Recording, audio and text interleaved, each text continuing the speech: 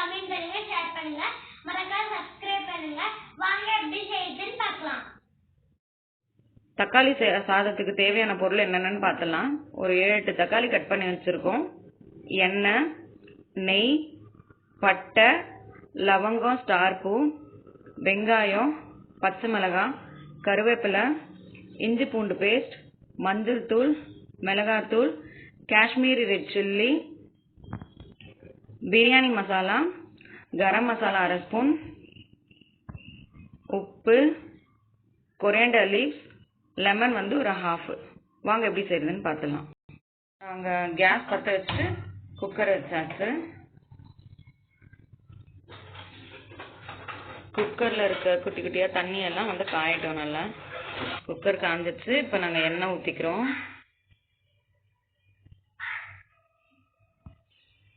டேஸ்ட்டுக்காக நாங்கள் நெய்யும் சேர்த்துக்கிறோம். எண்ணெய் காஞ்சி வர வரைக்கும் வெயிட் பண்ணலாம். எண்ணெய் காஞ்சிருச்சு. பட்டை, லவங்கமும் ஸ்டார் பூவும் சேர்த்துக்கிறோம். வெங்காயம் சேர்த்துக்கிறோம்.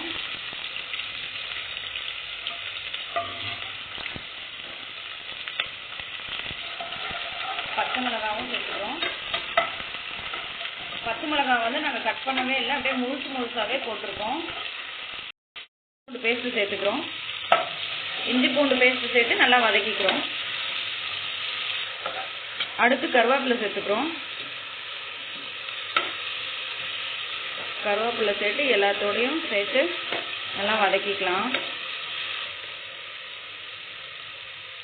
வதங்கிடுச்சு. இப்போ நாங்கள் தக்காளியை சேர்த்துக்கிறோம்.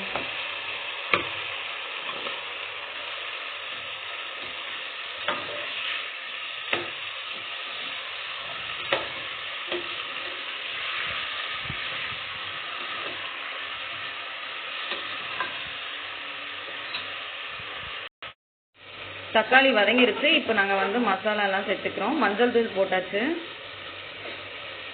காஷ்மீரி ரெட் சில்லி கலருக்காக, பிரியாணி மசாலா தேவையான அளவுக்கு, நீங்கள் எவ்வளோ வந்து ரைஸ் வைக்கிறீங்களோ அதுக்கு தேவையான அளவுக்கு பிரியாணி மசாலா சேர்த்துக்கோங்க. கரம் மசாலா நாங்கள் டேஸ்ட்டுக்காக 1/2 ஸ்பூன் மட்டும் சேர்த்துக்கிட்டோம். ஏன்னா பிரியாணி மசாலா சேர்த்துருக்கோன்றதுனால. 1 ஸ்பூன் வந்து மிளகாத்தூள் சேர்த்துக்கிறோம். ஏன்னா பச்சை மிளகாய் அதிகமாக ஆட் பண்ணியிருக்கிறதுனால நாங்கள் காஷ்மீரி ரெட் சில்லியும் ஆட் பண்ணியிருக்கோம் இல்லையா கலருக்காக. அதனால வெறும் 1 ஸ்பூன் மட்டும் சேர்த்துக்கிட்டோம். இப்போ உப்பு சேர்த்து நல்லா கிளறிக்கலாம்.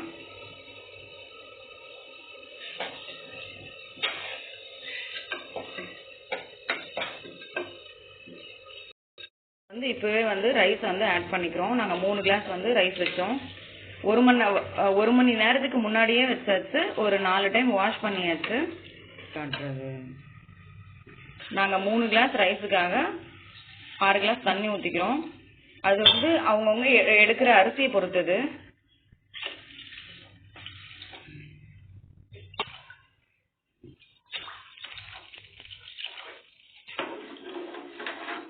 நல்லா போட்டு கிளறி விட்டுக்கிறோம். தண்ணியெல்லாம் ஆட் பண்ணதுக்கப்புறம் அப்போ தான் மசாலாலாம் நல்லா இறங்கும். நல்லா கொதி வரட்டும். கொதி வந்ததுக்கப்புறம் நாங்கள் வந்து விசில் வச்சுக்கிறோம். குக்கர் மூடி போட்டு. இப்போ கொதி வர ஆரம்பிக்குது. நாங்கள் வந்து விசில் வச்சுக்க போகிறோம்.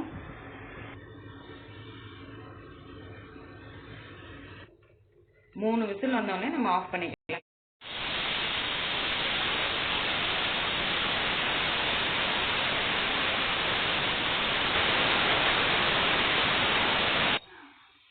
மூணு விசில் வந்துருச்சு. இப்போ விசில் அடங்கினதுக்கப்புறம் நம்ம ஆஃப் பண்ணிக்கலாம். விசிலில் இருக்க கேஸ் எல்லாம் ஃபுல்லாக ரிலீஸ் ஆனதுக்கப்புறம் நம்ம ஓப்பன் பண்ணிக்கலாம். விசில் அடங்கிருச்சு. நாங்கள் ஓப்பன் பண்ணியாச்சு. பாருங்கள் எவ்வளோ சூப்பராக வந்திருக்குன்னு. நாங்கள் இப்போ ஃபைனலாக லெமனை வந்து நல்லா புழிஞ்சு விட்டுக்கிறோம். இந்த மாதிரி செய்யும்போது டேஸ்ட்டு நல்லா சூப்பராக இருக்கும். நாங்கள் எப்போவுமே ரெகுலராக இந்த மாதிரி தான் செஞ்சு சாப்பிடுவோம். அடுத்தது வந்து கருவேப்பிலையை வந்து ஃபினிஷிங்க்கு ஃப்ளேவருக்காக நாங்கள் தூவி விட்டுக்கிறோம். கொத்தமல்லியை போட்டு நல்லா கிளறி விட்டுக்கலாம்.